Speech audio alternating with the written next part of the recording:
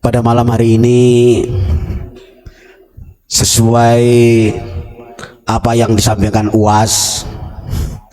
UAS berarti ikut-ikut deretan alaihim laknatullah, berarti betul nggak Pak Ubad?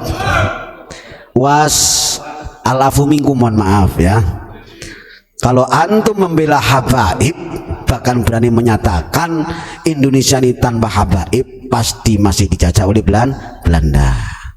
Terima kasih atas yang sangat menyesatkan untuk dari Sabang sampai Merauke, bahkan untuk anak bangsa. Kalian akhifillah Ustadz Ahmad Abdus Somad, orang mana Pak Ustadz Somad itu?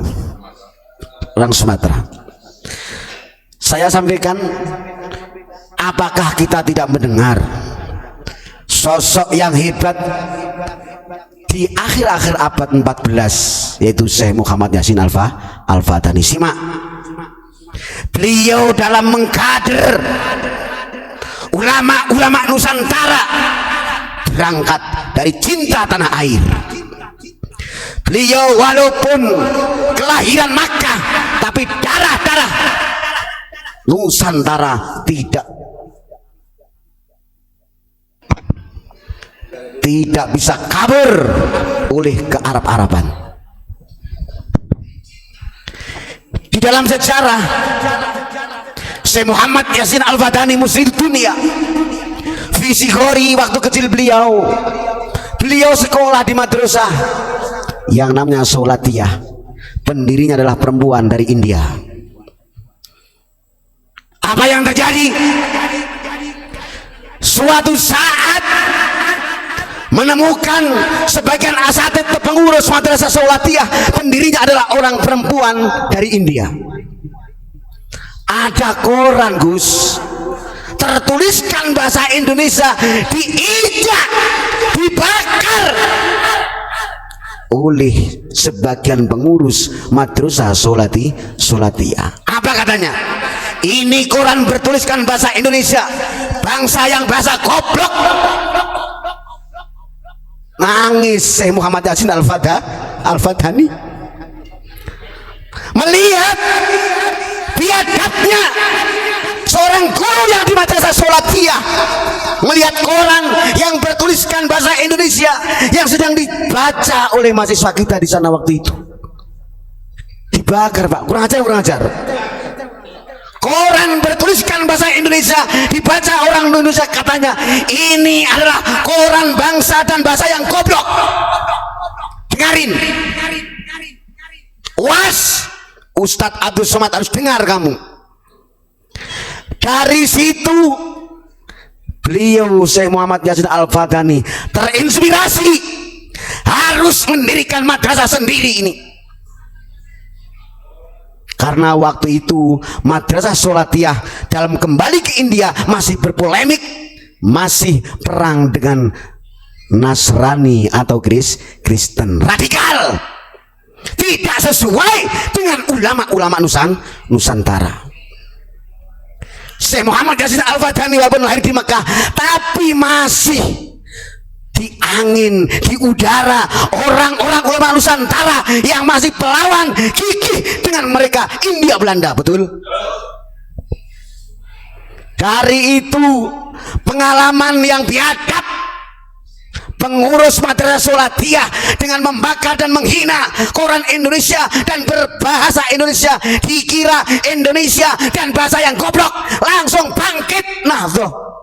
Beliau Syekh Muhammad Yasin Al-Fatani langsung bikin madrasah sendiri yang namanya Madrasah Darul Ulum. Dengarkan Ustadz Abdul Somad, dengar. Di balik rahasia Darul Ulum pendiri Syekh Muhammad Yasin Al-Fatani apa? Merekrut ulama-ulama Nusantara, jangan sampai terkikis habis. Kurang ajar Ustadz Somad ini. Berani-beraninya mengatakan tanpa habaib Indonesia akan dijajah sama Belanda. Isma Yahya alafu minkum, mohon maaf.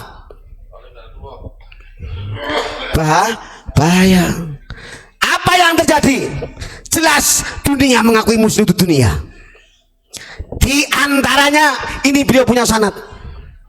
Setelah beliau Abuya Mama Armin dapat amanat harus kembali ke tanah air, tetap putranya yang namanya beliau Syekh Asep Tamanhuri disekolahkan di Darul Ulum, dididik oleh beliau Syekh Muhammad Yasin Al-Fatani. Ini Abuya, sanadnya termasuk Syekh Muhammad Yasin Al-Fatani, termasuk guru IJ. Ini adalah kader-kader Syekh Muhammad Yasin Al-Fatani. Di balik Madrasah Darul Ulum Syekh Muhammad Yasin Al-Fatani adalah merekrut ulama-ulama Nusantara. Termasuk Syekh Hamid Jakarta.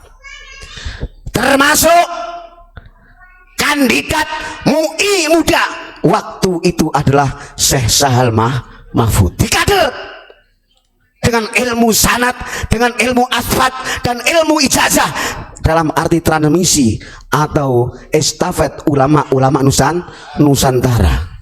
Biadab ini Ustaz Abdul Somad, berani menyatakan tanpa ada habaib Indonesia masih dijajah oleh Belanda. Enggak dengar ulama Nusantara 7 yang bertengger di Makkah itu bikin tonggak-tonggak biar hengkang Belanda dan India dari Indonesia.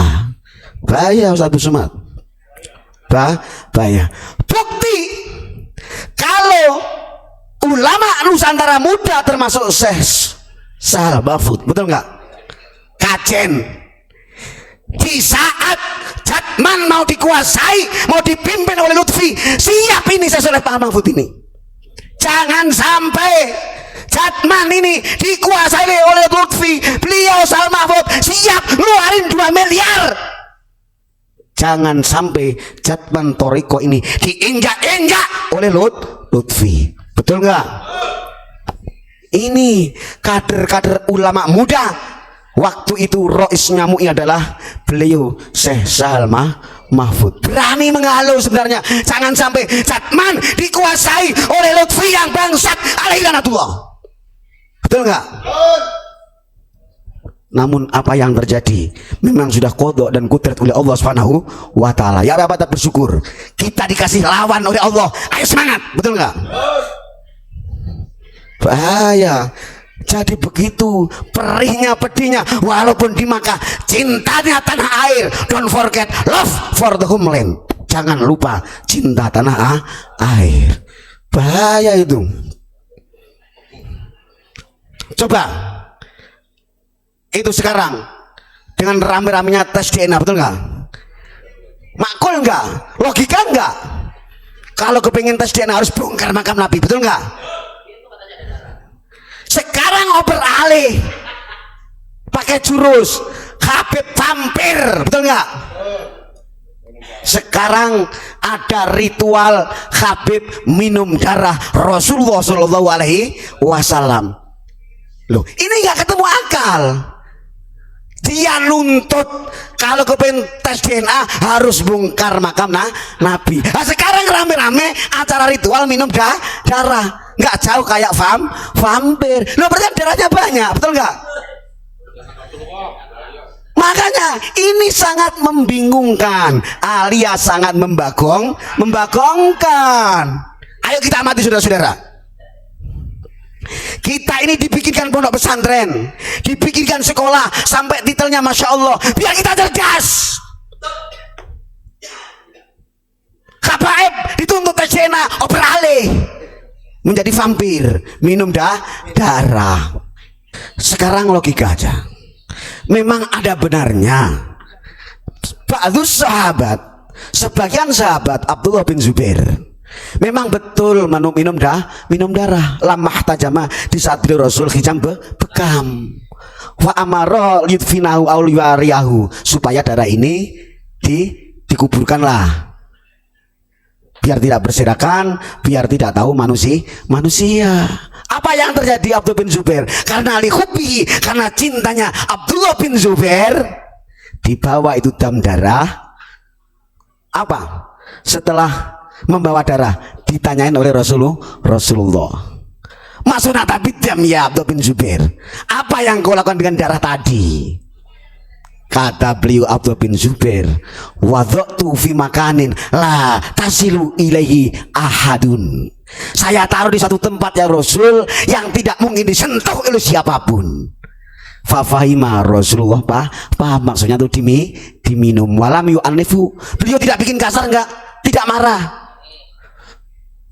Ya Abdullah, haram adatam, haramlah taut, jangan kau ulang kembali. Bahkan Nabi Nusoh satu matan fanazala Jibril langsung turun, Muhammad, darahmu bis bekam itu diminum oleh Abdullah. Tapi akhirnya wallahi karena sudah tahu diminum oleh Abdullah bin Zubair, karena berangkat hubnya cinta kepada beliau Nabi, akhirnya Rasul menyatakan wallahi lan tamassa jasadaka annaru, jasadmu nggak akan disentuh oleh api neraka. Bukan, waktu sahabat, sebagian sahabat. Yang jadi pertanyaan, kalau sekarang Habib rame-rame minum darah Rasul kayak vampir, masuk akal nggak? Caranya siapa itu? Yang jelas, innama yuharrimullahul maitata waddama walamal khinzir. Allah sendiri menyatakan Allah mengharamkan bangkai dan darah. Ayo kita usut, darah siapa sekarang yang diminum, diritualkan kayak vampir? Masuk akal nggak? 14 abad sudah baginda Rasul. Mungkin itu paling tahu wadahnya, mungkin atau bekas sisanya, palingnya sudah kering Pak ya. Ini enggak, rame-rame minum darah kayak vampir. Alhamdulillah saya habaib dan istri sudah minum darah Rasulullah. Loh, ngeri enggak? Seharusnya kalau tes DNA dari darahnya Rasulullah itu cukup. Berarti al-bagongiun, grupnya orang-orang membagongkan, tipu-tipu tok. Bahaya ini efeknya. Karena kalau saudara kita nggak paham apa yang jadi, siap minum darahnya Rasulullah, berapapun akan dibeli, betul nggak? Ini yang paling bahaya. Namanya merusak, distorsi agen-agen ekonomi bahaya dengan kedok agama. Jelas secara logika nggak ada. Kok sampai beraninya bikin ritual, katanya saya para habaib dan istrinya minum darah Rasulullah. Loh, itu kan sudah nggak pakai ilmiah lagi, sudah nggak pakai logika lagi, alias ngawuriun, madhab ngawur. Ingat, Syekh Muhammad Yasin Al-Fadani ngasih sanad biar ilmu-ilmu yang murni dari Allah Subhanahu wa ta'ala, bukan yang membagongkan. Jelas tidak sesuai firman Allah, haram minum darah. Darahnya siapa? Berjajaran kayak minum vampir gitu, bahaya nggak bahaya? Bahaya. Jadi mohon maaf, itu akhirnya al ulama madzhabul arba'ah wa khosatan madzhabus syafi'i menyatakan memang Allah mengharamkan minum darah, tapi halal khosotan spesialis darahnya beliau Nabi. Karena apa? Fisirun, itu misterius, rahasia fisaki sodri. Wajarlah Rasulullah pernah dibedah oleh malaikat. Jadi sepakat madzhabul arba Imam Syafi'i, Maliki, Hanafi, semuanya darah Rasul adalah tohirun, suci. Nah, sekarang Habib itu apa? Minum darah siapa? Syiar apa kamu? Masanya sudah 1414 abad. Saudaraku dari Sabang sampai Merauke, gak boleh tertipu. Itulah namanya kharqah setan. Kata Rasulullah, wairud dajjal akhwafu ala ummati. Ada selain dajjal yang paling saya khawatirkan kalau menimpa umatku, al-a'immah ad-dhallah al-mudillah, imam pemimpin yang sesat dan menyesatkan. Betul enggak? Mohon maaf, tolong koreksi akhina fillah Ustadz Abdul Somad ya. Itu termasuk, ayo ilmu sanad betul-betul ditanamkan oleh Syekh Muhammad Yasin Al-Fadani, adalah tonggak-tonggak ulama Nusantara. Jelas melawan habaib, jelas melawan Utsman bin Yahya, jelas melawan Ismail bin Abdullah Al-Attas. Betul nggak? hati-hati. Kalau betul nggak kau cabut, wahai Ustadz Abdus Somad, tetap merek antum. Alaikum laknatullah. Betul? Biarin dengar, kurang ajar itu. Dia disekolahkan ke luar negeri tapi nggak bisa menghargai dalam negeri. Minal jahilin. Na'udzubillah min dzalik. Cukup Pak ya. Terima kasih, mudah-mudahan pembangkit kita Indonesia biladi anta unwanul fakhama kullu mayyatika yauma qami hayyal qahimama kullu mayyatika yauma qami hayyal qahimama. Indonesia dan negeriku, engkau adalah martabatku. Siapa yang mengancam harus tunduk di bawah duri-duri NKRI.